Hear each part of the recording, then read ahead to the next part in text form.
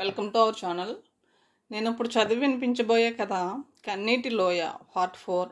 Part 3లో Vaishali పిల్లల్ని తీసుకుని master ఇంటికి రావడంతో మాస్టర్ ఇంట్లో మైథిలి, యోగి అలాగే వైశాలి కలిసి కూర్చొని కబుర్లు చెప్పుకుంటూ ఉంటారు. అప్పుడు మైథిలి గతంలో తను సినిమా హీరోయిన్ అవ్వాలని మద్రాసు వెళ్ళిన సంగతి, అక్కడ చిన్న చిన్న వేషాలు ఇవ్వబోయినా ఆమె తిరస్కరించేదని, కనీసం తనకు సైడ్ హీరోయిన్ వేషమైనా కావాలని అడిగానని చెప్పింది. తర్వాయి భాగంలోకి వెళ్దాం.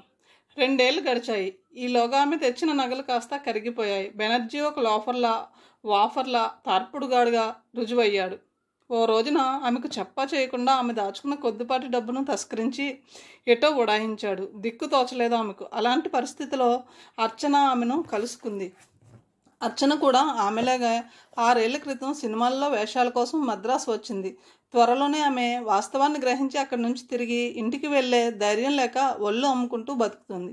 దిక్కుతోచని పరిస్థితిలో ఉన్న మైథిలికి ఆమె తన మార్గాన్ని చూపింది. తప్పనిసరి పరిస్థితుల్లో మైథిలి తను కూడా అదే మార్గంలోకి మళ్ళింది. ఏ దర్శకుడికో, నిర్మాతకో లేక వాళ్ళ కోసం వచ్చే మిత్రులకో ఆడ అవసరం కలిగినప్పుడు తంబి అనే బ్రోకర్కు కబురు చేస్తారు. ఆ తంబిగాడు తన ఇలాకాలో తన లిస్టులో ఉన్న అర్చనో, మైథిలినో లేక మరో మార్గరెట్నో వాళ్ళ వద్దకు పంపిస్తాడు. ఫలితంగా అతనికి కొంత కమిషన్ ముడుతుంది. మరీ రోడ్డు పక్క బతకడం కంటే ఇది బాగానే ఉందని సరిపెట్టుకుంటూ మైథిలి ఆ బతుకు అలవాటు పడింది. ఏమిటి మీరు చెప్తున్నదంతా నిజమే, మధ్యలో కలగజేసుకుంటూ అన్నది వైశాలి. అంతా ఉత్తదే, ఆమె జోక్ కోసం చెబుతుంది ఇదంతా అన్నాడు యోగి. కొద్ది క్షణాల సేపు వాళ్ళిద్దరి వైపు సీరియస్గా చూసింది మైథిలి. తర్వాత ఆమె అన్నది, నిజం వైశాలి, నిజం యోగి గారు, ఇదంతా జరిగిందే చెబుతున్నాను. అమ్మో, ఆశ్చర్యంతో కళ్ళు పెద్దవి చేస్తూ గుండెల మీద చేయి వేసుకుంది వైశాలి. యోగి గుండెలు ఎందుకో వేగంగా కొట్టుకోసాగాయి. ఇదేమిటి అని లోపల విస్మయం కలిగించసాగింది అతనికి. మైథిలి మళ్ళీ చెప్పడం మొదలుపెట్టింది. అలా 3 ఏళ్ళు గడిచాయి. ఒకరోజు సినీ దర్శకుడు భార్గవ తనను బుక్ చేసుకున్నాడని తెలిసి అతను ఉంటున్న ఫ్లాట్కి వెళ్ళింది మైథిలి. భార్గవ గదిలో అతను కాక మరో 4 ఉన్నారు. 4 మందు సేవిస్తున్నారు. వాళ్ళ 5గురికి మైథిలి ఒకేసారి కావాలట. ఆ మాటలు వినేసరికి మైథిలి గుండెలు బేజారెత్తిపోయాయి. తలుపు వేయడానికి తలుపు వద్దకు వెళ్తున్న వ్యక్తి పొత్తు కడుపు కింద చెటుక్కున గుద్ది ఆమె తలుపులు తీసి రోడ్డు మీదకు పరుగు తీసింది. ఓ 2 ఆమె వెంట పడ్డారు. రొప్పుతూ ఆమె రోడ్డు వెంట పరుగులు తీయసాగింది. అప్పుడు రాత్రి 11 అవుతుంది. ఒక రోడ్డు దాటింది ఆమె. మరో రోడ్డు మలుపు తిరిగింది. ఇంకో రోడ్డు. అవన్నీ మూలమూలల వీధులు. పెద్దగా జనసంచారం లేదు. ఒకళ్ళు అలా ఆమెను చూసినా ఎవరూ పెద్దగా పట్టించుకోలేదు. ఆమె అవతలకు వెళ్ళాక వెనక్కి తిరిగి చూసారే తప్ప. కుచ్చెళ్ళు జారిపోతుంటే ఆమె చీరను పొట్టవద్ద గుప్పిట్లో బిగించి పట్టుకుని పరిగెత్తుతోంది. చెమటలు కక్కుతుంది ఆమె శరీరం. గుండెలు ఎక్కడ ఆగిపోతాయన్నట్లుంది. వెనక వాళ్ళు తనను అనుసరిస్తున్నారా లేదా అన్నది కూడా పట్టించుకోకుండా ఆమె పరుగు తీస్తుంది. అలాంటి సమయాన్ని ఆమె పక్క ఒక స్కూటర్ వచ్చి ఆగింది. ఎక్కండి. స్కూటర్ మీద ఫల్గుణరావు. అతనేదో పని మీద మద్రాసు వచ్చాడు. ఒక మిత్రుని కలుసుకుని అతని స్కూటర్ తీసుకుని పని మీద వెళ్తూ ఆమెను చూశాడు. చెప్పడం ఆపి నిట్టూర్చింది మైథిలి. ఈయనతో నా జీవితం గురించి అంతా చెప్పాను. నాతో వచ్చేస్తావా అని అడిగారు. ఉంచుకుంటారా నన్ను అన్నాను. పెళ్లి చేసుకుంటాను అన్నాడు ఆయన. మొదట నమ్మశక్యం కాలేదు నాకు. పెళ్ళి వద్దు, ఉంచుకొని చాలు అన్నాను. పెళ్ళి అనే మాట పట్ల నాకు నమ్మకం లేకపోయినా సమాజం కోసం, సమాజంలో నీ స్థానం పదిలంగా పరువుగా ఉండడం కోసం చేసుకుంటాను అన్నారు ఆయన. అంతకంటే నాకు మటుకు కావాల్సిందేముంది? కొంచెం సేపు అక్కడి వాతావరణంలో నిశ్శబ్దం ఆవరించింది. కట్టెల్లా కూర్చుండిపోయి గుడ్లు అప్పగించి ఆమె వైపు నిశ్శబ్దంగా చూడసాగారు వైశాలి, యోగిను. ఇంత ఎందుకు చెప్పానంటే నిశ్శబ్దాన్ని భంగపరుస్తూ మళ్ళీ అన్నది మైథిలి. సినిమా గురించి మాట వచ్చేసరికి బాగా తెలిసిన ఏ నిర్మాతో, దర్శకుడో, రచయితో ఉంటే తప్ప ఏ ఆడది గుడ్డిగా ఆ మాయా బజార్లోకి అడుగు పెట్టకూడదు. అసలు ఆమె తన గతం గురించి, అది మురుకుతో కూడుకున్న గతం గురించి చెప్పడమే విచిత్రం అనిపించింది యోగికి. ఏ స్త్రీ అలా చెప్పగలదు? దానిని ఆమె నిర్భీతిగా అనుకోవాలా, నిజాయితీ కింద తీసుకోవాలా? చెట్టు నీడ కొద్దిగా పక్కకి జరగడంతో ఇప్పుడు వైశాలి మీద ఎండ పడసాగింది. మైథిలి అది చూసి లోపలికి పోదాం పదండి అన్నది లేచి నిలబడుతూ. చాపలు చుట్టి వాళ్ళు లోపలికి నడుస్తుండగా గుమ్మంలో ఫల్గుణరావు కనిపించాడు. ఎప్పుడు వచ్చారు? ఇప్పుడే. మైథిలి గబగబా గ్లాస్తో చల్లటి నీళ్లు తీసుకువచ్చి అతని చేతికి అందించింది. యోగికి ఆ దృశ్యం చూడముచ్చటగా అనిపించింది. తనతో ఆ రోజు మాట్లాడిన దగ్గర నుంచి విమల ఎందుకో చిక్కిపోతున్నట్లుగా అనిపించసాగింది యోగికి. ఆమె సరిగ్గా తిండి తినటం లేదు. మొహం పాలిపోతుంది. ఏమిటక్క, నువ్వేదో దిగులుతో బాధపడుతున్నట్లున్నావు, నాకు చెప్పవు అన్నాడు ఒకసారి. నేను దిగులు పడ్డం ఏమిట్రా పిచ్చివాడా, నవ్వటానికి ప్రయత్నించింది ఆమె. అది కాదక్క, నువ్వు బాగా చిక్కిపోతున్నావు, ఏదో ఉంది, నాకు చెప్పవు. నేనా చిక్కటమా? తన శరీరం వైపు ఒకసారి చూసుకుంది. దుక్కలా ఉంటేను. ఇంకా ఆమె నుంచి తనేమీ లాగలేను అనుకున్నాడు యోగి. అంతటితో వదిలిపెట్టేశాడు. తనకు తెలియకుండా ఇంట్లో ఏదో గొడవ జరుగుతుందనిపించింది అతనికి. ఏమిటది? అసలు ఏం జరుగుతుంది? అంతు పట్టలేదు అతనికి. ఓ రోజు రాత్రి ఎప్పటిలాగే అతను బయట పడుకుని ఉన్నాడు. పక్క మంచం మీదకి ఇంకా అక్క రాలేదు. ఆమె ఇంకా ఇంట్లోనే ఉంది, తల్లితో తండ్రితో పాటు. రాత్రి 9 దాటింది ఇప్పటికి. సామాన్యంగా పల్లెటూళ్ళలో అంతా అప్పటికి ఎవరి పక్కల మీదకు వాళ్ళు చేరుకుంటారు. అక్క ఇంకా రాలేదేమిటా అని ఆశ్చర్యపడుతున్నాడు అతడు. అంతలో హఠాత్తుగా లోపల నుంచి దడేలమంటూ తలుపులు మూసుకున్నాయి. ఏమిటి? ఏం జరిగింది? లోపల నుంచి తండ్రి ఎవరినో దబదబా గుద్దుతున్న చప్పుడు వినిపించసాగింది. చప్పున లేచి యోగి తలుపు వద్దకు పరిగెత్తాడు. లోపల నుంచి తండ్రి ఎవరినో బాదుతూ ఉన్నాడు. ఊరుకోండి, చచ్చిపోతుంది, దాన్ని చంపకండి, తగ్గు స్వరంతో తల్లి అంటుంది. చంపేస్తాను, పీడా పోతుంది. అంతే, తగ్గు స్వరంతో తండ్రి అంటున్నాడు. నోరు నొక్కుంటూ ఎవరో సన్నగా ఏడుస్తున్న రోదన ధ్వని లోపల నుంచి. ఆ స్వరం అక్క విమలది. యోగికి కాళ్ళు వనకసాగాయి. నాన్న, తలుపు తీయి, అమ్మ తలుపు తీయవే. తలుపును బయట నుంచి బాధసాగాడు. లోపల ఎవరో తలుపు వద్దకు పరిగెత్తుకొచ్చిన చప్పుడు. తలుపు తీయకు, తీస్తే చంపేస్తాను. తండ్రి స్వరం. తీస్తాను, మీరేమన్నా చేయండి కానీ తీస్తాను, తల్లి అంటుంది. చటుక్కున తల్లి తలుపు తెరిచింది. రారా యోగి, మీ నాన్న అక్కను చంపేస్తున్నాడు రా. యోగిని రెక్కపుచ్చుకున్న ఒక్క ఎదుటిని లోపలికి లాగి మళ్ళీ తలుపు వేసిందామె. ఏమిటమ్మా, ఏమైంది? అప్పుడు చూశాడు యోగి లోపలి దృశ్యాన్ని. అక్క జుట్టు తండ్రి చేతిలో ఉంది. జుట్టు పట్టుకుని విమలను నేల మీద ఈడుస్తూ వీపు మీద గుద్దుతున్నాడాయన. ఒక్కోసారి కాలితో పెడీమని తన్నుతున్నాడు. చప్పున యోగి అక్కడికి చేరుకున్నాడు. నాన్న, ఏమిటిది? అక్క జుట్టు వదులు. తండ్రి చేతిలోంచి అక్క జుట్టును వదిలించడానికి ప్రయత్నించాడు. వదులు నాన్న, ముందు జుట్టు వదులు. ఒరే, ఇది ఏం చేసింది అక్క? ఏం చేసిందా? దాన్నే అడుగు. మన పరువు కూల్చింది.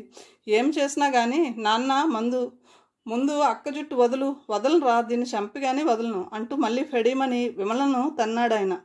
ఆ తన్నుకు బాధతో విలపిస్తూ ఇంత ఎత్తున ఎగిరిపడింది విమల. నాన్న, గద్దిస్తున్నట్లుగా అరిచాడు యోగి. తండ్రి మొహంలోకి తీవ్రంగా చూశాడు. పశువును తన్నినట్లు ఏమిటా తన్నడం నాన్న? ముందు అక్క జుట్టు వదులు. తన చేతిని పట్టుకున్న యోగి వేళ్ళు కోపంతో బిగుసుకుంటూ ఉండడాన్ని గమనించాడాయన. కూతురు జుట్టును వదిలేశాడు. ఊడిపోయిన జుట్టును ముడి అన్నా వేసుకోకుండా విమల తలను ఒళ్ళోకి వాల్చుకుని ఈ అంటూ వెక్కి వెక్కి ఏడవసాగింది. ఏమిటమ్మా, ఏమైంది అసలు? తల్లిని అడిగాడు యోగి. ఏమి చెప్పమంటావురా నాయన? ఎక్కడి పాపమో గాని అక్కకు 4వ నెల గర్భం. ఉలిక్కి పడ్డాడు యోగి. ఏమిటి? ఇదేమిటి? నిజమా అమ్మా? నిజంరా యోగి. ఈ పాపానికి కారణం ఎవరంటే ఎంతకీ చెప్పదు, ఏడుస్తూ కూర్చుంటుంది. పాపం మీ నాన్న మటుకు ఏం చేస్తారు చెప్పు? యోగికి కాళ్ళు చల్లబట్టట్టుగా అయింది.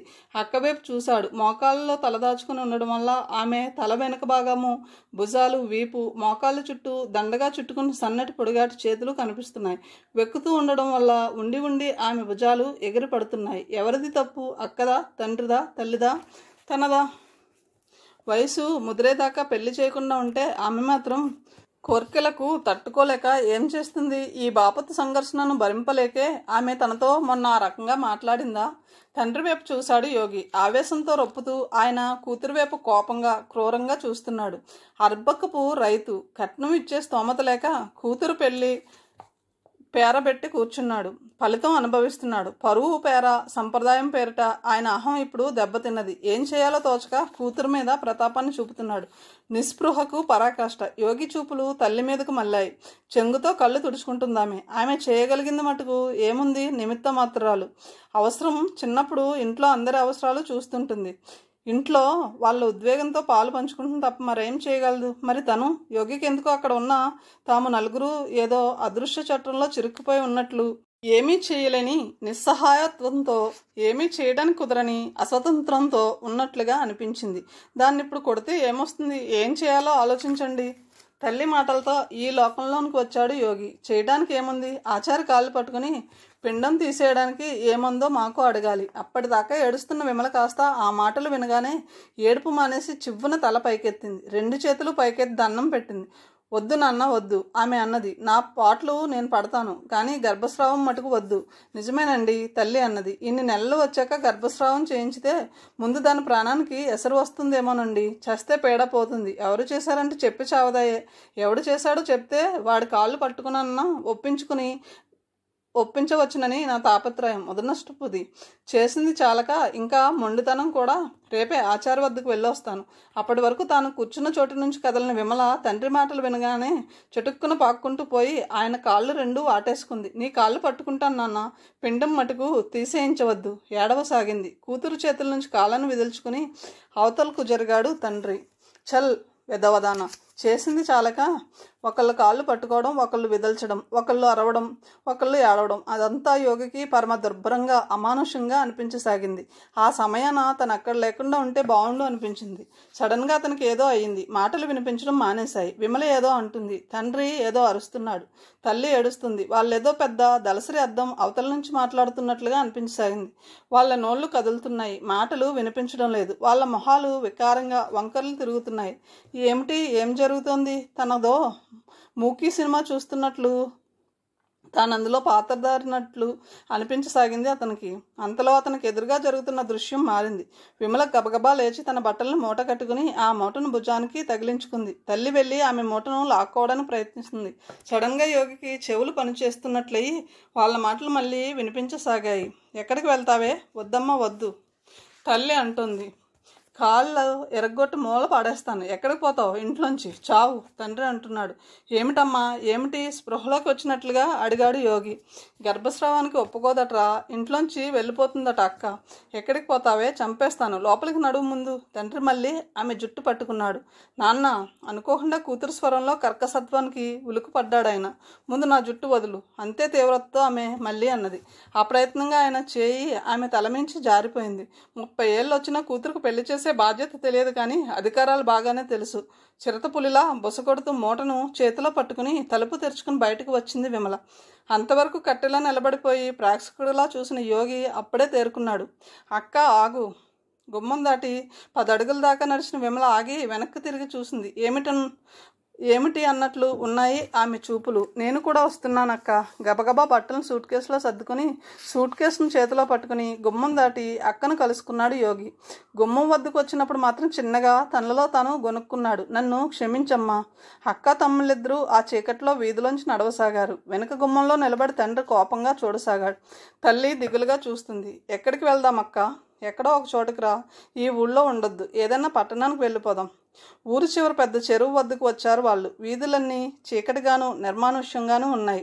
ఆ చివరి ఎక్కడో ఒక ఇంటి కిటికీలోంచి మాత్రం వెలుతురు కనిపిస్తుంది. ఇంత రాత్రివేళ ఎక్కడికి వెళ్తామక్క? ముందు ఎక్కడన్నా ఈ రాత్రికి తలదాచుకుందాం. ఎక్కడ దాచుకుందాం? స్వరాజ్యమక్కే వాళ్ళ ఇల్లు ఈ వీధిలోనే కదా. ఈ రాత్రికి అక్కడ ఉందాం.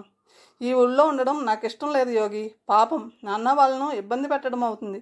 ఆమె ఇంకా తల్లిదండ్రుల గురించే ఆలోచిస్తుంది, తన గురించి ఆలోచించడం లేదు.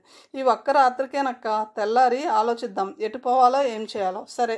అంత రాత్రివేళ వాళ్ళనిద్దరినీ ఆ స్థితిలో తమ ఇంటి ముందు చూడగానే స్వరాజ్యం వాళ్ళు ఆశ్చర్యపోయారు. వాళ్ళు చెప్పింది విన్నాక అమ్మో అంటూ గుండెల మీద చేతులు వేసుకున్నారు. సుశీల స్వరాజ్యమును. మేము లేమా అమ్మా? ఇది మటుకు మీ ఇల్లు కాదు, ఇక్కడే ఉండండి అంది స్వరాజ్యం. అవమానంతో కుంగిపోతూ విమల చీకట్లోకి తప్పుకోవడాన్ని చూసి అక్కడున్న ఎవరు ఇంకా ఆమెను ఏమీ ప్రశ్నించి సాహసించలేకపోయారు.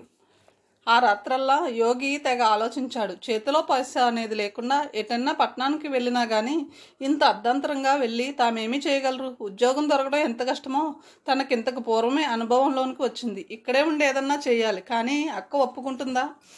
మర్నాడు యోగి నిద్ర లేచేసరికి పల్గునరావు వచ్చి ఉన్నాడు. నాకు ఈ ఉదయమే తెలిసింది అన్నాడు. విమల ఊరు వదిలి వెళ్ళిపోదామంటున్న సంగతి తెలిసి ఆయన కోప్పడ్డాడు. ఆఖరికి అంతా కలిసి చర్చించుకుని యోగి వాళ్ళ ఊళ్ళోనే ఉంచాలన్న నిశ్చయాన్ని బలపరిచారు. వాళ్ళు ఈ విషయాల గురించి మాట్లాడుకుంటూ ఉండగా యోగి మనసులో మాత్రం ఒక్క ప్రశ్న పురుగులా తలుచసాగింది. అంతా బాగానే ఉంది, కానీ మరి సంపాదన ఎట్లా? సంపాదన లేకుండా తను విమల ఎలా మనగలరు ఇక్కడ? దానికి సమాధానాన్ని ఒక దశలో పల్గునరావు వివరించాడు. నేను స్కూలు పిల్లలను సమకూర్చి పెడతాను, ట్యూషన్లో చెప్పుకుందరు గాని. పల్గునరావు తనని ఎన్ని రకాలుగా ఆదుకుంటున్నాడో తెలిసి యోగి కృతజ్ఞతతో తల మునకలైపోయాడు. తను చావు బతుకులో ఉండగా రక్తదానం చేసి ఆదుకున్నాడు. ఇవాళ మళ్ళీ ఈ రకంగా తనకతను ఏమవుతాడని, తనతడి రుణాన్ని ఏ రకంగా తీర్చుకోగలడు? చంద్రమ్మ అని ఆ ఊళ్ళో ఒక విధవావిడ ఉంది. ఆమెకు తెనాల్లో ఉద్యోగం చేస్తున్న ఒక కొడుకు ఉన్నాడు. ఆమెకు ఆ కొడుకు తప్ప వేరే ఎవరూ లేకపోవడంతో ఆమె ఆ కొడుకు వద్దే ఉంటుంది. ఊళ్ళో ఆమెకున్న పెంకుటిల్లు ఖాళీగా ఉండడంతో ఫల్గుణరావు తెనాలి వెళ్ళి ఆమెతో మాట్లాడి ఆ ఇంటిని ఆమె అద్దెకిచ్చేటట్లుగా మాట్లాడాడు. నెలకు 50 రూపాయలు. ఆ ఇంటిని బాగు చేసుకుని యోగి విమలలు ఆ ఇంట్లో ప్రవేశించారు. ఇంటికి తాత్కాలికంగా అవసరమైన బియ్యం, పప్పు లాంటివి కొన్ని అవసరమైన వంట సామాగ్రిని సుశీల వాళ్ళు సమకూర్చి పెట్టగా ఫల్గుణరావు వాళ్ళు పక్క బట్టలు ఇచ్చి 100 రూపాయలు ఇచ్చి విమల చేతిలో పెట్టారు. తాత్కాలికంగా ఖర్చులకు ఉంచమంటూ. 2 రోజులు గడిచాయి. ఆ మధ్యాహ్నం యోగి నిద్రపోదామని అనుకుంటూ ఉండగా ఇంటి ముందు ఎవరో ఎడ్ల బండి ఆపుతున్న చప్పుడు వినిపించింది. ఎవరు అనుకుంటూ గుమ్మంలోనికి వచ్చి చూశాడు. సవారీ బండి వెనక నుంచి కిందికి దిగుతుంది వైశాలి. నాకు కబురన్నా చేయలేదేమిటి, లోపలికి వస్తూ అన్నదామె. వైశాలి వచ్చిందని తెలిసి మైథిలి, సుశీల కూడా వచ్చారు. అంతమంది తన కోసం బంధువుల్లా ఆత్మీయంగా రావడం చూసి యోగికి చాలా సంతోషం వేసింది. అవును కానీ మరి సంపాదన ఎలా? కాసేపు అయ్యాక సందేశిస్తూ అడిగింది వైశాలి. మాస్టారు ట్యూషన్లు కుదుర్చుతామన్నారు సుశీల చెప్పింది. ట్యూషన్లు బాగానే ఉంటాయి కానీ కొద్దిసేపు ఆలోచించింది వైశాలి. తర్వాత ఆమె యోగి వైపు తిరిగింది. నేను సంగతి చెప్తాను, చేస్తారా? ఏమిటది? మీరు పొలాన్ని కౌలుకు చేస్తే నేనా పొలాన్ని కౌలుకు చేయడమా? అదేమిటి అట్లా అంటారు? ఏమీ లేదు, నాకు కౌలుకి ఎవరిస్తారా అని. ఎందుకెవరు? నేను ఇప్పిస్తాను, చేస్తారా? చేస్తాను అన్నట్లు తల ఊపాడు యోగి. మా పొలాన్ని చేయండి. ఉలిక్కి పడ్డాడు యోగి. ఏమిటి మీ పొలాన్నా? ఆశ్చర్యంగా అడిగాడు. అవునండి ఆమె అన్నది. మాకు 8 ఎకరాల మాగానే ఉంది. పండిన దాంట్లో సగం మీకు, సగం నాకు. ఖర్చులు కూడా చెరి సగం. పెట్టుబడి ముందుగా నేనే పెడతాను, తర్వాత తీర్చేద్దరు కానీ. ఇంకేం మావయ్య, ఒప్పుకోరాదు చప్పున అన్నది సుశీల. నీకు అవసరమైతే మా నాన్న కూడా వచ్చి సహాయం చేస్తాడు. ఆ వెంటనే ఆమె మళ్ళీ వైశాలి వైపు తిరిగింది. మా మావయ్య ఒప్పుకుంటున్నాడక్క. మీ మావయ్య తరపున నువ్వే చెబుతున్నావా? అవును, అంతే కదా మావయ్య, అంతే కదా నవ్వుతూ అన్నాడు యోగి. అయితే మీకు అడ్వాన్స్గా ముందు 200 ఇస్తున్నాను అంటూ వైశాలి తన పర్సులోంచి 200 కాగితాలను తీసి యోగి చేతికిచ్చింది. ఇదేమిటి, ఇప్పుడే ఎందుకండి? యోగి మొహమాట పడ్డాడు. అట్లా కాదు, మీకు పెట్టుబడి నేనే పెడతానన్నా కదా, అందుకు అడ్వాన్స్గా మీకు వీటిని ఇస్తున్నాను. ఇవాళ నుంచి మా పొలం మీ చేతుల్లో ఉన్నట్లు లెక్క. ఓ అంటూ కేరింతలు కొడుతూ చప్పట్లు కొట్టింది సుశీల. మైథిలి కూడా చిలిపిగా చప్పట్లు కొట్టేసరికి అందరూ నవ్వుకున్నారు. రేపో ఎల్లుండో మీ వీళ్ళు చూసుకుని ఒకసారి వచ్చి పొలాన్ని చూసుకోండి వెళ్తూ అన్నది వైశాలి. పాపం మనల్ని ఆదుకోవడం కోసమే ఈమె ఈ డబ్బు ఇచ్చినట్లుంది ఈ రాత్రి విమల అన్నది. అవునక్క, వీళ్ళనందరినీ చూస్తుంటే నాకెంత సంతోషం కలుగుతుందో తెలుసా? ఊరుకు 4 కిలోమీటర్ల దూరంలో ఉంది వైశాలి పొలం. పొలం అంతా ఒక్కచోటే ఉంది. అంతా బాగానే ఉంది కానీ ఒక్కోసారి నీళ్ళ దగ్గరే గొడవలు ఉంటాయని అర్థమైంది. సుశీల వాళ్ళ నాన్న యోగి వెంట వచ్చి పొలాన్నంతా చూసిపోయాడు. ఒకరోజు యోగి వెళ్ళేసరికి వైశాలి ఇంటి ముందు కూర్చుని దిష్టి బొమ్మ లాంటి దాన్ని తయారు చేస్తుంది. ఆమె పక్కనే ప్లేట్లో మాంసం ముక్కలు ఉన్నాయి. ఆ ముక్కల్ని ఆమె దిష్టి బొమ్మ మెడ వద్ద చుట్టూ పేర్చి గుడ్డ పీలికల్ని చుడుతోంది. అదేమిటి? ఆశ్చర్యంగా అడిగాడు యోగి. చూస్తూ ఉండండి సీరియస్గా అన్నదామె. ఆమె కళ్ళు చాలా దీక్షగా నిశితంగా బొమ్మ మెడవైపు చూస్తున్నాయి. చేతులు బొమ్మ మెడ చుట్టూ కదులుతున్నా. చేస్తున్న పని పూర్తి కాగానే ఆమె బొమ్మను కర్రకు కట్టి కర్రను అంత దూరాన నేలలో పాతింది. ఇప్పుడు ఆ బొమ్మ మెడ మీదకి దాదాపు 6 అడుగుల ఎత్తులో ఉంది. తర్వాత ఆమె చావిట్లోకి పోయి కుక్కను వెప్పుదీసి వెంట పెట్టుకుని వచ్చింది. నల్లటి కుక్క, బలమైన కుక్క. నాలుకను బయటికి చాచి ఆకలితో రొప్పుతోంది. పక్కన యోగి ఉన్నాడన్న స్పృహ కూడా లేనట్లుగా ప్రవర్తించింది వైశాలి. ఆ సమయాన కుక్కను తీసుకురాగానే ఆమె బొమ్మ వైపుకు వేలును చూపించుతూ గొలుసును విప్పింది. రాము తినేసాయి. చాలా సన్నగా రహస్యం చెబుతున్నట్లు ఉందామె స్వరం. అంతే. ఆమె ఎప్పుడైతే అలా అన్నదో ఆ వెంటనే కుక్క మెరుపులా ముందుకు దూకింది. కొద్ది దూరం పరిగెత్తి కుక్క ఒక్క ఉదుటిన దిష్టి బొమ్మ మీదకు ఎగిరింది. దిష్టి బొమ్మ వెల్లెకలా నేల మీద పడిపోయింది. కుక్కతో పాటు గుర్రుమంటూ భయంకరంగా మొహం పెట్టి కుక్క తన వాడి పళ్ళతో దిష్టిబొమ్మ మెడలు చీల్చి చెండాడసాగింది. రాము చంపేశాయి, రాము తినేసాయి గుసగుసగా ఉసిగొల్పుతుంది వైశాలి. పేట్రోగిపోయి కుక్క తలను అటు ఇటు విసురుతూ కోరలతో కసిగా బొమ్మ మెడను చీల్చసాగింది. నాట్ల కాలం. సుశీల వాళ్ళ నాన్న సహకారంతో యోగి 6 ఎకరాల్లో నాట్లు వేయించాడు. ఇంకా 2 ఎకరాల్లో నాట్లు వేయాలి. ఈ 2 ఎకరాల్లో కూడా నాటు వేయించితే కొన్నాళ్ల పాటు తను విశ్రాంతి తీసుకోవచ్చు. అలా అనుకుంటూ ఆ సాయంత్రం అతను పొలంలో గట్టు వెంటే నడుస్తున్నాడు. అంతలో అతనికి ఎదురుగా ఎవరో ఉన్నట్లు అనిపించింది. నల్లగా ఇంతెత్తున ఉన్నాడు అతను. ఆజానుబాహువు, మొహం కఠినంగా ఉంది. యోగి అంటే తమరేనా అండి? అతను అన్నాడు. అతని మాటల్లో ఏదో వ్యంగ్యం ఉంది. అవునండి అన్నాడు యోగి. నా పేరు సత్యనారాయణ. విని ఉంటారనుకుంటాను. అదే ధోరణిలో మళ్ళీ వ్యంగ్యంగా అన్నాడు అతను. సత్యనారాయణ అనగా యోగి గుండెలు జల్లుమన్నాయి. ఇతనే వైశాలి భర్త రామారావును ముక్కలుగా నరికి చంపింది. సరిగ్గా అతను తన ఎదురుగా గట్టు మీద నిలబడి ఉన్నాడు. ఎదురు బొదురుగా ఉన్న తమ ఇద్దరిలో ఎవరు కదలాలన్నా ఎవరో ఒకరు గట్టు దిగి దారినివ్వాలి. అతను దిగుతాడా తను దిగాలా? సందిగ్ధంలో పడ్డాడు యోగి. మీ పేరు నేను వినలేదండి, కొద్దిపాటి నమ్రతతో అన్నాడు. వినలేదా? ఆశ్చర్యంతోనో కోపంతోనో గాని అతని కళ్ళు పెద్దవి అయ్యాయి. నా పేరు వినలేదా? రెట్టించుతూ మళ్ళీ అడిగాడు సత్యనారాయణ. వినలేదన్నట్టు తలను అడ్డంగా ఊపాడు యోగి. చాలా ఆశ్చర్యం, తనలో తను గొనుక్కుంటున్నట్లుగా అన్నాడు సత్యనారాయణ. కొద్దిసేపు ఊరుకుని మళ్ళీ అన్నాడు సత్యనారాయణ. ఆ ముండ చెప్పలేదా? ఎవరు? వైశాలి. వైశాలి గురించి అతను అలా అనేసరికి యోగికి బాగా కోపం వచ్చింది. ఆ ప్రయత్నంగా అతని దవడలు గిట్టగరుచుకున్నాయి. కాలరు పుచ్చుకుని సత్యనారాయణను ఈ దవడ ఆ దవడ వాయించాలనుకున్నాడు. అయితే క్షణాన అతనికి అక్కమ్మ చెరువు వద్ద తనకు కనిపించిన వైశాలి భర్త రామారావు శరీర ఖండాలు గుర్తుకు వచ్చాయి. రామారావును ఆ రకంగా నరికి చంపింది ఈ సత్యనారాయణ అన్న సంగతి మనసులో మెదిలింది. తమాయించుకున్నాడు. చూడండి, మనకు దగ్గరగా లేని వాళ్ళ గురించి, అందున ఆడవాళ్ళ గురించి అలా మాట్లాడడం భావ్యం కాదు అన్నాడు. ఆ మాటలు వినగానే సత్యనారాయణ యోగి గుండెల మీద చెయ్యి వేసి అవతలకి నెట్టాడు. ఏమిటి, నువ్వు నాకు నీతులు చెబుతావా? మరోమారు యోగి గుండెల మీద చెయ్యి వేసి మళ్ళీ నెట్టాడు అతను. నువ్వెంత? నీ కథ ఎంత? నువ్వు నాకు నీతులు చెబుతావా? అతని బలానికి అర్భకుడైన యోగి తట్టుకోలేక గట్టు మీద నుంచి తూలి చేలో పడ్డాడు. నాటేయడం కోసం తడిపిన పొలం కావడంతో యోగి బట్టలకు నీళ్లు బురద బాగా అంటాయి. బురదను దులుపుకుంటూ లేచి నిలబడ్డాక ఒకసారి చుట్టూ చూశాడు. దగ్గరలో ఎవరు మనుషులు లేరు. అతను తనను అలా తోయడము, తను కింద పడ్డము యోగికి చాలా అవమానం అనిపించింది.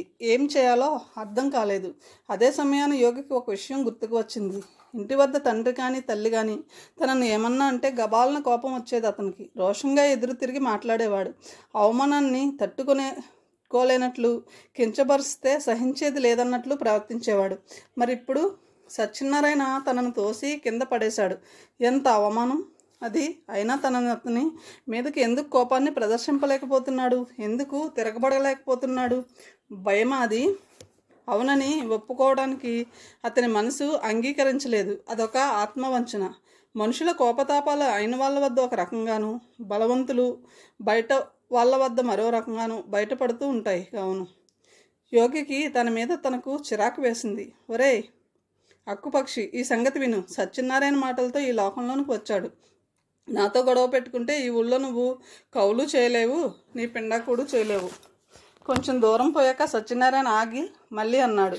ఒరేయ్, మీ వైశాలతో ఈ మాట కూడా చెప్పు. అది నాకు ముండగా ఉంటే ఈ గొడవలేమీ ఉండవు. నువ్వు సుఖపడతావు, అది సుఖపడుతుంది. పోయి ఈ సంగతిని దానికి చెప్పు. ఈ మాటలు యోగికి బాగా కోపాన్ని తెప్పించాయి. కందగడ్డలా అయింది అతని మొహం. ఏం కూసావరా అంటూ ఒక్క ఉదుటన అతను వెళ్ళి సత్యనారాయణను చేరుకున్నాడు. కుడి అరచేత్తు ఈడ్చి సత్యనారాయణ చెంప మీద చరిచాడు. జాగ్రత్త, మరొక మాట ఆమెను ఏమన్నా అన్నావంటే చంపేస్తాను రొప్పసాగాడు. యోగి ప్రవర్తనకు సత్యనారాయణ మొదటి క్షణాన బెత్తరపోయాడు. ఆ వెంటనే తేరుకున్నాడు. చిన్నపిల్లవాడిని ఎత్తినట్లు యోగిని 2 చేతులతో పైకి లేపాడు. ఆజానుబాహుడైన సత్యనారాయణ ముందు యోగి చిన్న పెట్టలా ఉన్నాడు. పహిల్వాన్లా 2 చేతుల్ని నిటారుగా పైకి లేపి యోగిని పైన గాలిలో గిరగిరా తిప్పాడు. అతను అలా తిప్పుతుంటే యోగికి పైన ఆకాశం గుండ్రంగా తిరిగిపోతున్నట్లు అనిపించింది. ఆ సమయాన్ని అతనికి ఏదో హాయిగా కూడా అనిపించింది. ఇంకొంచెం సేపు అతను అలా తిప్పితే బాగుండునని అనిపించింది. చిన్నప్పుడు మేనమామ ఎత్తుకొని తిప్పుతుంటే కూడా అతనికి అలాంటి అనుభూతే కలిగేది. ఆ అనుభూతిని హాయి అనడం కంటే థ్రిల్ అంటే బాగుంటుందండి. 2-3 చుట్లు అలా గుండ్రంగా తిప్పి సత్యనారాయణ యోగిని విసిరి చేలో పడేసి పెద్దగా నవ్వాడు. మూటలో పోయి చేను మధ్య పడ్డాడు యోగి. తడిసి ఉన్న చేలో అతను పడ్డ చోట నీళ్ళు ఎంత ఎత్తున చింది దూరంగా పడ్డాయి. వెన్ను కలుక్కుమన్నట్లుగా ఈ బాధగా మూలిగాడు యోగి. జాగ్రత్త, ఈ సత్యనారాయణ అంటే ఏమనుకుంటున్నావో? పెద్ద పెద్ద అంగలు వేసుకుంటూ ఊరివైపు నడవసాగాడు అతను. కొద్ది క్షణాల పాటు యోగి తను పడ్డ చోటు నుంచి కదలలేకపోయాడు. బురదలో అంతా అలా మోచేతి మీద వంగి దూరాన గట్టు మీద నడిచిపోతున్న సత్యనారాయణ వైపు నోరు తెరుచుకుని చూడసాగాడు. ఆ చూపుల్లో పరమ నిస్సహాయత్వం ఉంది. బట్టల నిండా బురద, నీళ్లు. చీకట్లు కమ్ముకుంటున్నాయి. వైశాలి వద్దకు వచ్చినప్పుడల్లా యోగి సైకిల్ మీద వస్తాడు. సైకిల్ను ఆమె ఇంటి ఆవరణలో పెట్టి పొలం వెళ్తాడు. పనంతా అయ్యాక మళ్ళీ సైకిల్ తీసుకుని తన ఊరు వెళ్ళిపోతాడు. ఆ పూట కూడా అతను సైకిల్ను వైశాలి ఇంటి వద్ద వదిలి పొలం వచ్చాడు. ఆమెకు కనిపించకుండా సైకిల్ని తీసుకుని ఇంటికి వెళ్ళిపోవాలనుకున్నాడు. నెమ్మదిగా గేటు తెరిచి చప్పుడు కాకుండా సైకిల్ తీశాడు. సరిగ్గా ఆ సమయాన గుమ్మంలోంచి వైశాలి గొంతు వినిపించింది. సైకిల్ తీస్తున్నారేమిటి? ఇంటి వద్ద కాస్త పని ఉంది, త్వరగా వెళ్ళిపోదామని నసిగాడు ఇబ్బందిగా. భలే వారే, లోపలికి రండి, కాఫీ తాగి వెళ్దురు గాని అందామే గుమ్మం దిగి యువతలకి వస్తూ. చచ్చాన్రా బాబు అనుకున్నాడు యోగి. అంతలో ఆమె అడిగింది, అరే బట్టలంతా ఈ బురదేమిటి? కొద్దిగా నోరు తెరిచి నోటి మీద వేలించుకుని కళ్ళు పెద్దవి చేస్తూ చూసిందామె. యోగికి సిగ్గు అనిపించింది. గట్టు మీద కాలు జారి పడ్డాను కొనికాడు. అరే నొచ్చుకుందామే, దెబ్బలేమీ తగలలేదు కదా? మళ్ళీ అడిగింది. నడుం వద్ద ఇంకా నొప్పిగా ఉంది అతనికి. అదేమీ లేదులేండి అన్నాడు పైకి బింకంగా. ఆమె వెనుక ఇంట్లోకి వెళ్ళక తప్పలేదు. యోగిని కుర్చీలో కూర్చోమని చెప్పి వైశాలి లోపలికి వెళ్ళి కప్పులో వేడివేడి కాఫీని తీసుకువచ్చింది. కాఫీ తాగుతూ అతడి వైపు పరీక్షగా చూడసాగింది. ఆమె తన వైపు అంత నిశితంగా చూస్తుంటే యోగి ఇబ్బందిగా కుర్చీలో అటు ఇటు కదిలాడు. యోగి గారు, నిజం చెప్పండి సడన్గా అందామె. పొలాన్ని ఏమన్నా గొడవ జరిగిందా? ఆమె అంత హఠాత్తుగా ప్రశ్న అడిగేసరికి యోగికి ఏం సమాధానం చెప్పాలో తెలియలేదు. ఎలా పసగట్టింది ఆమె? అదేమీ లేదు, ఎందుకట్లా అడిగారు అన్నాడు. సమాధానం చెప్పకుండా ఆమె అతని వైపు సూటిగా చూసింది. గొడవ జరిగిందన్నది తెలుస్తూనే ఉంది. ఎవరు? సత్యనారాయణతోనేనా? మళ్ళీ అడిగింది ఆమె.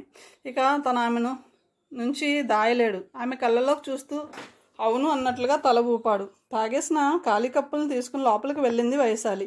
ఎందుకు జరిగింది గొడవ? తిరిగి వస్తూ అడిగింది. సత్యనారాయణ తనతో గిల్లి కజ్జం పెట్టుకుని గట్టు మీద నుంచి తోయటం దాకా చెప్పాడు యోగి. తర్వాత ఏముంది? నేను కాలు జారి చేలో పడ్డాను. అప్పుడయ్యాయి ఈ బురద నీళ్లను. వైశాలి కొద్దిసేపు అతని ముందు అటు ఇటు పచారులు చేసింది. లేదు యోగి గారు, మీరు ఇంకా ఏదో దాస్తున్నారు.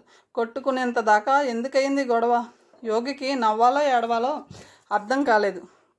కొట్టుకోవడమా? రెండు చేతులు కలిస్తే చప్పుడవుతుంది, కానీ ఇక్కడ రెండో చేయి కలవకుండానే చప్పుడైంది. అతడు తనను ఎత్తి అవతల పడేశాడు. తన నుంచి ఏ ప్రతిఘటన లేకుండానే. ఆ సంగతి చెప్పుకోవడానికి సిగ్గుచేటు. చెప్పాక ఆమె తన గురించి ఏమనుకుంటుంది? ఆమె వద్ద తను చులకనైపోడు. ఆమె ఇంకా ప్రస్తావన అంతటితో ముగించితే బాగుండునని అనిపించింది అతనికి. మిమ్మల్ని ఏమన్నా అన్నాడా? మళ్ళీ అడిగింది ఆమె. లేదు, పోనీ నన్ను అవునని కానీ కాదని కానీ ఏ సమాధానం చెప్పలేకపోయాడు యోగి. అర్థవంతంగా ఆమె మొహంలోనికి చూశాడు. గ్రహించింది ఆమె. చకచక ఆమె కళ్ళు మెరిశాయి. ఏమన్నాడు? తీక్షణంగా చూసింది. బుర్ర గోక్కున్నాడు యోగి. ఏదో అన్నాడు కానీ ఇక ఇంతటితో ఆ విషయాన్ని వదిలేయండి వైశాలి గారు. అట్లా కాదు, ఏమన్నాడు? తెలుసుకుని ఏం చేస్తారు? ఏదో ఒకటి చేస్తాను. అతను ఏమన్నాడో చెప్పండి ముందు. ఆమె మరీ అంతగా బలవంత పెడుతుంటే యోగికి చికాకు లాంటిది కలిగింది.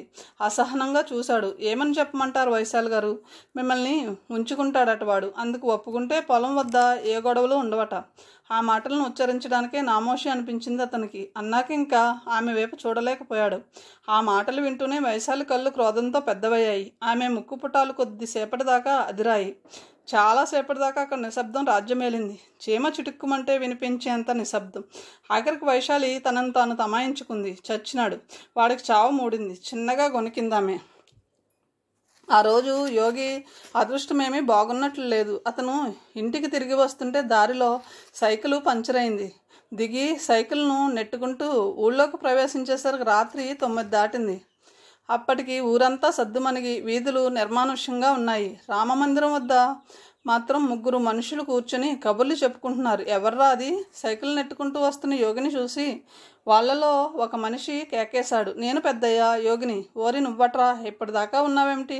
ఎక్కడి నుంచి వస్తున్నావు? మొసలిపాడు వెళ్ళాను పెద్దయ్యా, దారిలో సైకిల్ పంచర్ అయింది. అట్లాగా, సర్లే వెళ్ళు. ఇంకా అన్నం తిన్నావో లేదో? వాడిని చూస్తే జాలేస్తుంది పాపం. దూరం అవుతున్న యోగికి వాళ్ళే ఎవరో తన గురించి అనడం వినిపించింది. సైకిల్ను దొడ్లో పెట్టి గుమ్మం వద్దకు నడిచాడు యోగి. తలుపులు దగ్గరకు వేసి ఉన్నాయి. నెట్టాడు. ఎదురుగా ఇంట్లో లైట్ వెలుగులో నేల మీద కూర్చుని విమల ఏదో రాసుకుంటుంది. ఒడిలో కాగితము, అద్దుడి కింద ఏదో పత్రికను పెట్టుకుని పెన్సిల్తో తదేకంగా రాస్తుంది. రాయటము కాదది, ఏదో బొమ్మ గీస్తున్నట్లుగా ఉంది. ఆశ్చర్యం వేసింది యోగికి. అక్క! గుమ్మంలోంచి కేకేశాడు. ఉలిక్కి పడుతూ తలెత్తింది విమల. తమ్ముడిని చూడగానే గాబరాగా చేతిలో కాగితాన్ని గబగబా మడిచి లేచి వెళ్ళి అవతలగా ఉన్న పెట్టెలో పెట్టి తాళం వేసింది. ఇప్పటిదాకా ఉన్నావేమిట్రా? ఆమె అంత భద్రంగా కాగితాన్ని పెట్టెలో పెట్టి తాళం వేయడాన్ని చూసి యోగికి విచిత్రం అనిపించింది. అంత రహస్యమైనదా కాగితం? అరే, బట్టలన్నీ ఇంత బురద కొట్టుకున్నాయేమిటి? ఏం జరిగింది? ఏమీ జరగలేదు కానీ అక్క, నాకు కొంచెం వేడినీళ్ళు పెడతావా? అలసిపోయాను, స్నానం చేస్తాను. విమల గబగబా పొయ్యి రాజేసి నీళ్లు పెట్టింది. ఆమె జీవితం ఏం కాబోతుంది? స్నానం చేస్తున్నంతసేపు యోగి మనసులో అక్క గురించిన ఆలోచనలే మెదిలాయి. అక్క, ఓ సంగతి అడుగుతాను, చెబుతావా? అన్నం తింటున్నప్పుడు అడిగాడు. ఏమిట్రా? కోపగించుకోనంటేనే. కోపగించుకోనుగా కొద్దిసేపు తటపటాయించాడు యోగి. ఎవరా మనిషి? నిన్ను ఈ స్థితికి తీసుకొచ్చిన వ్యక్తి? ఆఖరికి అన్నాడు. అతని ప్రశ్న వేయగానే విమల మొహంలో చాలా మార్పు వచ్చింది. ఒరే యోగి, ఈ ప్రశ్నను మాత్రం ఇంకెప్పుడు అడక్కు, కలవరంగా అందామే. ఎందుకని అక్క? చెబితే ఏమవుతుంది? ఏమీ కాదు, దానివల్ల ఏ ఉపయోగం లేదు. ఎందుకని ఉపయోగం ఉండదు? నేను వెళ్ళి అతని కాళ్ళు పట్టుకుంటాను. చప్పున తమ్ముడి కళ్ళలోకి చూసింది విమల. ఆమె కళ్ళలో అపరిమితమైన దిగులు. యోగి, నువ్వు అనుకున్నంత తేలిక కాదు అది. కానీ పని గురించి ఎందుకు ఆరాలు తీస్తావు? కాని పని గురించి ఎందుకు కాదో చూస్తాను. నువ్వైతే చెప్పక్క. ఎవరత్ను? మళ్ళీ అదే ప్రశ్న. ఇంతటితో ఈ ప్రస్తావనను వదిలే యోగి. ఇంకెప్పుడు నా వద్ద మళ్ళీ తేవద్దు. ఆమె అంత కరాఖండిగా మాట్లాడడం యోగికి బాధ అనిపించింది.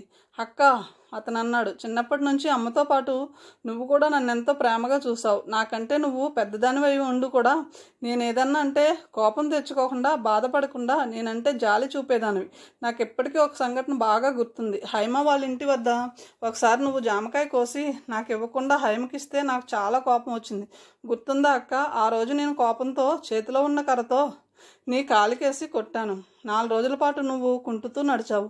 అప్పుడు కూడా నువ్వు నా మీద కోపగించుకోలేదు. నువ్వు అమ్మతో కానీ నాన్నతో కానీ నా మీద చెప్పలేదు. అట్లాంటి నీకు స్వరం దగ్గుతిక పడడంతో యోగి కొద్దిసేపటిదాకా మాట్లాడలేకపోయాడు.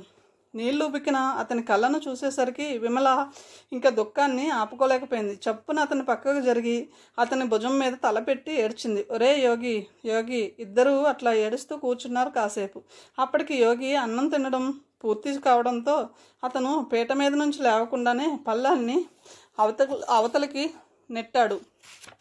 దుఃఖం కాస్త తగ్గాక యోగి మళ్ళీ అన్నాడు. అక్క, నీకు నేనేమాత్రం సహాయపడగలిగినా నా జీవితం ధన్యమైందనుకుంటానక్క. అతనెవరో చెప్పవు? అతని మాటలకు వలవలా ఏడ్చింది విమల. ఎట్లా చెప్పమంటావురా యోగి? తెలిసి నువ్వేమీ చేయలేవని నిన్నెట్లా నమ్మించమంటావు? ఎందుకు చేయలేనక్క? అతనిది మన కులం కాదా? సమాధానం చెప్పలేదామె. ఏడిపే ఆమె సమాధానం. అతనికి పెళ్ళయిందా? అందరూ ఆమె సమాధానం. అందుకు ఏడిపే. తెక్కపుట్టి యోగి పిడికులు 2 బిగించి తల మీద గట్టిగా బాదుకోసాగాడు. చప్పున విమల అతడి 2 చేతుల్ని గట్టిగా పట్టుకుంది. అతని తలను ఒళ్ళోకి తీసుకుంది. వద్దురా యోగి, వద్దు. ఇదంతా మన కర్మ. నిశ్శబ్దంగా ఉన్న ఇంట్లో అంతా నిద్రపోయినా ఆ రాత్రివేళ ఒంటరిగా ఉన్న అక్కా తమ్ముళ్ళు ఆ లైటు వెలుగులో తోడెవరూ లేక, ఏం చేయాలో తెలియక ఆర్చేవారు ఓదార్చేవారు లేక ఒకరి పక్క ఒకళ్ళు అలా దిగులుగా, దీనంగా, విషాదంగా ఆ దిక్కుమాలిన రాత్రంతా ఊసూరుమంటూ గడిపారు. మర్నాడు యోగి ఫల్గుణరావు వాళ్ళ ఇంటికి వెళ్ళాడు. అతను వెళ్ళేసరికి భార్యాభర్తలిద్దరూ చెరో కుర్చీలో కూర్చుని చదువుకుంటున్నారు. మైథిలి చేతిలో అమృతం కురిసిన రాత్రి ఉంది. ఫల్గుణరావు చేతిలో హాఫ్ హ్యూమన్ బ్యాండేజ్ ఉంది. యోగిని చూడగానే ఇద్దరు పుస్తకాలని పక్కన పెట్టారు. అట్లా ఉన్నారేమిటి? కళ్ళు పెద్దవి చేస్తూ అడిగింది మైథిలి. ఎట్లా ఉన్నాను? కళ్ళు పీక్కుపోయాయి ఎర్రగా, రాత్రంతా నిద్రలేనట్లు. తల విదిలించాడు యోగి. ముందు కూర్చోండి ఫల్గుణరావు అన్నాడు. యోగి ఒక కుర్చీని దగ్గరకు లాక్కున్నాడు. నాకంతా గందరగోళంగా ఉందండి అతను అన్నాడు. జీవితం అగమ్యగోచరంగా ఉంది. ఎక్కడో నేను తప్పటడుగు వేయలేదు కదా అనిపిస్తుంది. అరిచేతులతో ఒకసారి మొహాన్ని తుడుచుకొని ఎవరి వంకా చూడకుండా నేల చూపులు చూస్తూ నిదానంగా మాట్లాడసాగాడు యోగి. జీవితంలో నేను ఓడిపోయాను అనిపిస్తుంది మాస్టారు. నీతిగా ఉండాలని, నిజాయితీని పాటించాలని, అబద్ధాలు ఆడకూడదని, వీటిని ఆదర్శ లక్షణాలుగా భావించి చిన్నప్పటి నుంచి అలా బతుకుతూ వచ్చాను. ఫలితంగానే ఉద్యోగానికి అంటిపెట్టుకుని ఉండలేకపోవడము, నిరుద్యోగాన్ని ఆశ్రయించడము జరిగింది. ఫలితమేమి జరిగింది? వాళ్ళ అమ్మా నాన్నలను బాధ పెట్టడము, పనికిరాని వాడి కింద మిగిలిపోవడము. నిజంగా పనికిమాలిన వాడిననే అవునేమో అనిపిస్తుంది. రోజు రోజుకు ఆ భావం బలపడుతుంది. ఎవరో ఒకరికి తన బాధను చెప్పుకొని సేద తీరాలనిపిస్తుంది యోగికి. అతని కళ్ళల్లోకి నీళ్లు ఉబకసాగాయి. దానిని కప్పిపుచ్చుకోవడానికి మాటిమాటికి అరిచేతులతో మొహాన్ని తుడుచుకోసాగాడు. అతని అవస్థ ఫల్గుణరావుకు అర్థమైంది. మైథిలికి అతని మీద మరీ మరీ జాలేయసాగింది. అతన్ని ఓదార్చాలనిపించింది. కానీ ఎలా ఓదార్చాలో, ఏం మాట్లాడాలో ఆమెకు అర్థం కాలేదు. ఇవాళెంత నిస్పృహగా మాట్లాడుతున్నారు, ఏం జరిగింది యోగి అన్నాడు ఫల్గుణరావు. తలెత్తి అతని మొహంలోకి చూశాడు యోగి. జరిగిందంటూ ప్రత్యేకంగా ఏమీ లేదండి. జీవితాన్ని ఒకసారి సమీక్షించుకుంటే అలా అనిపిస్తుంది. ఉద్యోగాన్ని వదలకుండా, బేసజాలకు పోకుండా ఆ అవినీతిలోనే పాతుకుపోయి ఉన్నట్లయితే ఇవాళ నా జీవితం మరో రకంగా ఉండేది. హైమను పెళ్లి చేసుకుని ఉండేవాడిని. ఊళ్ళోనూ ఇంట్లోనూ గౌరవ ఆధారాలు లభించి ఉండేవి. బహుశా మా అక్క విమలకు ఈ దుస్థితి సంప్రాప్తించి ఉండేది కాదేమో. ఆదర్శాల పట్ల మోజు, సత్ప్రవర్తన నాకేం మిగిల్చాయో ఓటమి, నిరాశ, నిస్పృహలు తప్ప. అప్పుడే ఎందుకు అనుకుంటారు అట్లా? ఫల్గుణరావు అన్నాడు. మీ ముందు ఇంకా బోలెడు జీవితం ఉంది. వద్దండి, వద్దు, మధ్యలో అడ్డుకున్నాడు యోగి. నాకు ఇంకా భ్రమలంటూ ఏమీ కల్పించవద్దు. నా జీవితం ఒక పెద్ద ఫార్షులా అయింది. పెదములు బిగించి నిరాశగా తలను విదిల్చాడు యోగి. ఫల్గుణరావు, మైథిలి ఇద్దరూ ఒకరి మొహంలోకి ఒకరు చూసుకున్నారు. ఏం జరిగింది యోగి గారు? మైథిలి అడిగింది. ఆమె మొహంలోకి చూశాడు యోగి. ఎంత దయగా చూస్తుంది! ఆమె ఒడిలో తల పెట్టుకుని బావురుమని ఏడవాలని అనిపించింది అతనికి. పొలాన సత్యనారాయణతో జరిగిన గొడవ గురించి చెప్పాడు అతను. ఆఖరికి అతను తనని ఎత్తి అవతల పడేయడం గురించి కూడా చెప్పాడు. నేను ఎంతటి అర్గపు ప్రాణనో అప్పుడు అర్థమైంది. నా మీద నాకే అసహ్యం వేసింది. అదీ కాక రాత్రి ఏం జరిగింది? రాత్రి విమలతో జరిగిన సంభాషణ గురించి చెప్పాడు. అక్క నాకు ఆ రహస్యం ఎందుకు చెప్పడం లేదో నాకు అర్థం కాదు. అంటే నా మీద నమ్మకం లేదా? అలా అనుకోవద్దు యోగి గారు. ఆడవాళ్ళు అన్నీ అందరితో చెప్పుకోలేరు. ఆమె బాధ ఆమెది. మైథిలి అన్నది. నా బాధ అది కాదండి యోగి అన్నాడు. చిన్నప్పటి నుంచి అక్క నన్ను ఎంతో ప్రేమగా పెంచింది. ఆమె అంటే నాకు ఎంత ప్రేమ ఉందో ఈ మధ్య మరీ అర్థమవుతుంది. కథను ఇంతటితో ముగిస్తున్నాను. తిరిగి వైభవంతో కలుద్దాం. Thank you.